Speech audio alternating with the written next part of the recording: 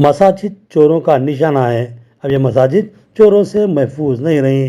कल एक शख्स को मस्जिद में महुए ख्वाब एक साहब के जेब से मोबाइल और 20,000 रुपये नकद रकम चुरा कर भागते हुए पकड़ लिया गया।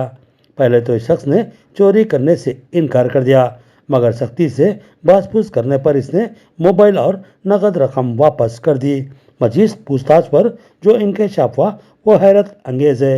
बताया गया कि यह 60 साल शख्स देखने में किसी अच्छे आसूदा हाल खानदान का लगता है और अब बाइक पर घूमता फिरता है। इसका ताल्लुक रियासत महाराष्ट्र के तालुका उमरी से बताया गया है। निजामाबाद की मारूफ मस्जिद मोहम्मदिया में मेवात की जमात आई हुई है और उस जमात के अमीर महुए ख्वाब थे कि इस सारिक ने इनकी जेब से मोबाइल फोन और 20,000 रुपए की नकद रकम चुरा ली और बाइक पर सवार होकर फरार होने की कोशिश में था कि दूर से उसकी हरकतों को देखने वाले एक साहब ने इसको पकड़ लिया और दीगर अहबाब को भी जमा कर लिया और सख्ती के बाद उसके कब्जे से मोबाइल फोन और नकद रकम बरामद कर ली।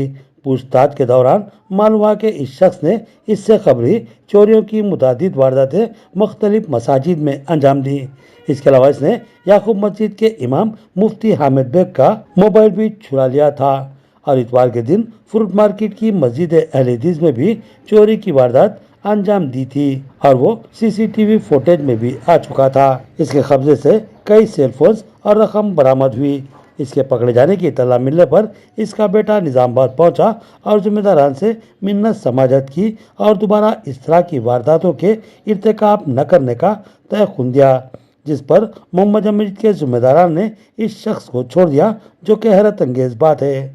मसाजिद के जिम्मेदारान आइमा मसाजिद व मौजनीन के अलावा मुसल्लियान और मुख्तलिफ जमातों के जरिए निजामाबाद आने और मसाजिद में काम करने वाले अहबाब से ख्वाहिश है कि वो चौकन्ना रहें।